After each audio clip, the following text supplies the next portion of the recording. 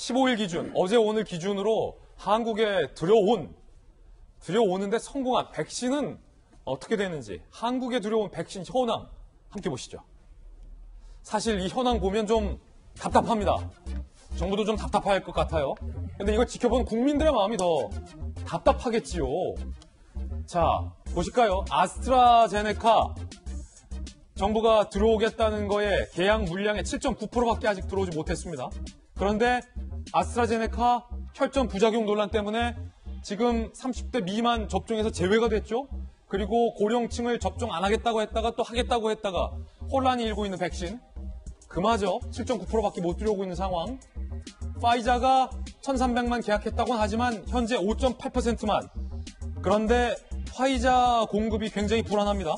5월까지 미국에 10% 확대 공급하겠다라고 화이자가 밝혀서 대한민국이 우선순위에서 밀리는 거 아니냐. 아직 5.8%밖에 못 들어왔는데.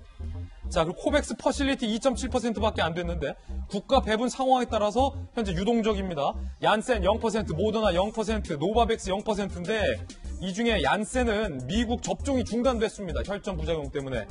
재개 결정도 현재 보류된 상황이고요. 모더나가 남았는데 미국의 2억 회분을 우선 공급하겠다고 밝혀서 과연 여름까지 한국에 모더나가 제대로 들어올 수 있을지, 노바백스는 승인이 떨어질지 말지 아직 모르는 상황이라 현재로선 우리나라에 들어온 백신이, 그리고 앞으로 들어올 수 있는 백신도 상당히 조금 어려운 상황임에는 자, 분명해 보입니다. 김병민 비대위원님. 예. 이 지사가 의도를 했든 의도하지 않았든 이같이 지금 현 정부가 백신과 굉장히 어려움을 겪고 있을 때 경기도가 들어올 수 있으면 들어오겠다라고 한 것이 이 지사가 의도를 했든 하지 않았든 바로 야당의 유승민 전 의원처럼 현 정부에 대한 비판으로 이어지는데 어떻게 보십니까, 야당에서는? 시기적으로 매우 공교로운 시기라고 저는 생각합니다. 오늘자가 아마 많은 언론에 보도된 것처럼 정세균 총리가 사의를 표명한다라고 하는 날이죠.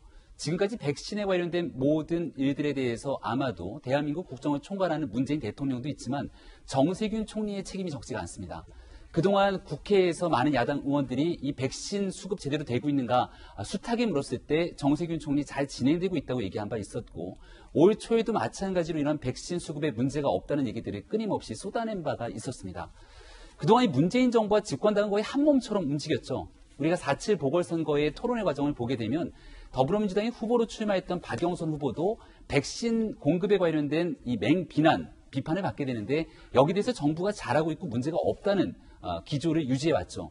하지만 이 모든 일들이 현실로 다 드러나게 되고 사실상 코로나19에 대한 위기 문제를 다른 나라와 비교해봤을 때 대한민국이 경제적으로 그리고 이 건강상의 문제를 이겨내기 쉽지 않은 형국에 다다랐을 때 더불어민주당의 문재인 정부와 다른 길을 걷지 않고서는 결국 한 몸처럼 엮일 수밖에 없다는 판단을 이재명 지사가 하지 않았는가라는 생각이 들기 어렵습니다. 이거 치고 나온 거다. 선 그러니까 거다. 이재명 지사는 야당과 마찬가지로 문재인 정부의 백신 공급 대책이 미진했기 때문에 지방자치단체 장으로서 본인이 할 수밖에 없는 상황으로 문재인 정부와 다른 결을 보여주게 될 것이고. 자, 이거 야당 견해죠? 예, 야당이 바라보고 있는 시점입니다. 그리고 여기에 대해서는 누구보다 오늘부터 대권 행보에 본격적으로 나서겠다는 정세균 총리 행보가 있기 때문에 여기에 대립각을 세우는 모습이 아닌가 싶은데요. 그럼에도 불구하고 이재명 지사가 2018년도 경기도지사로 당선됐던 시기, 그리고 지금 현재까지 문재인 정부의 기간 더불어민주당과 국회의원들이 했던 많은 모습들을 지켜보게 되면 당, 정, 청의 원팀을 강조했던 정부이기 때문에 지금에 와서 다른 결을 보여준다 하더라도 결국 이 백신 수급을 제대로 확보하지 못했던 총체적인 책임에서 자유로울 수 없을 거다라고 하는 부분들을 이재명 지사도 유념해야 될 것 같습니다. 자, 이거 야당의 견해입니다. 문재인 대통령은 11월까지 집단 면역을 약속한 바 있습니다. 그런데 조금 전에 보셨듯이 백신의 수급 현황이 녹록치 않은데 과연 무슨 수로 11월까지 집단 면역을 완성할 수 있을지에 대한 의문의 목소리가 커지고 있습니다. 대통령의 이야기 들어보시죠. 상반기 1,200만 명 접종, 11월 집단 면역의 목표를 달성하는 것은 물론 더 나아가 그 목표를 더 빠르게 달성하기 위해 총력을 다할 것입니다. 11월까지 집단 면역을 완성한다라고 말씀하면서 상반기에 1,200만 명을 접종하겠다라고 했지만 상반기가 지금 2달밖에 남지 않았는데 10분의 1 정도밖에 상반기 접종 계획도 달성하지 못한 상황입니다. 자, 김영주 의원님. 네. 정부가 지자체보다는 더 할 수 있는 것, 권한도 많을 것 아닙니까? 네. 정부도 백신 도입에 이렇게 애를 먹고 있는데 지자체, 뭐 이재명 지사든 아니면 그 외에 누구가 독자적으로 백신을 들여온다, 이게 가능한 겁니까?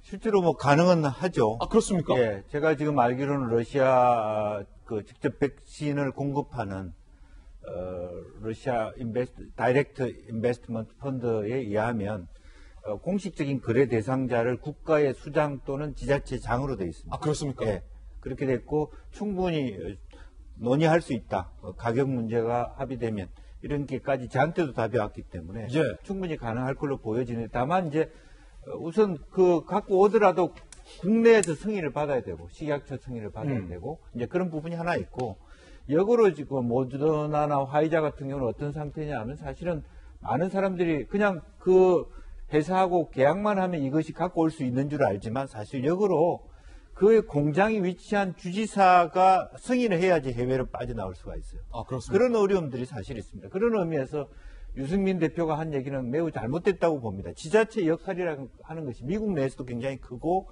우리나라도 초기에 마스크 같은 경우는 지자체가 각각 서울시는 서울시대로 실제로 뭐 경기도는 경기대로 구매를 했거든요.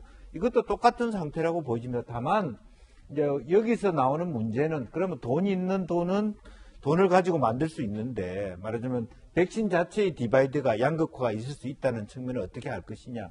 이제 그런 의미에서 예를 들어서 제가 제안하기로는 서울시나 경기도가 실제적으로 도입을 해서 지역에 있는 의료기관, 뭐 병원연합회 해서 유료로 맞출 수 있는 기회를 주겠다. 급하게 필요한 사람, 맞고자 하는 사람을 정부가 주는 브랜드로 하되 보조적인 그런 것은 정부하고 마찰을 하지 않은 상태에서도 충분히 가능한 대안일 수 있지 않느냐. 그리고 실제로 저는 그런 의미에서 우리 방송에서 다룬 바 있습니다만은 캐나다가 매우 지혜로웠다고 생각합니다. 왜냐하면 아시다시피 거의 3상 실험이 잘 안 된 상태에서 급하게 도입했기 때문에 4가지, 3가지 백신 중에 어느 게 문제가 생길지도 모르기 때문에 모두가 충분하게 말하자면 가져와서 그 중에 안 되는 것을 버리고 다 국민들을 위해서 할 수 있고 또 남는 것은 아프리카에 기부를 한다든지 캐나다가 그러고 배팔난다든지 있습니까? 그럴 수 있는 여지가 있는 캐나다는 인구의 4배를 사들였잖아요. 백신을요? 그렇죠. 그래서 그걸 초창기 우리나라에서도 잘못한 게 질병청에 그걸 맡겼다는 게 잘못한 거고 우리나라는 국정원과 기재부가 나서서 했어야 될 일이라고 봅니다. 예.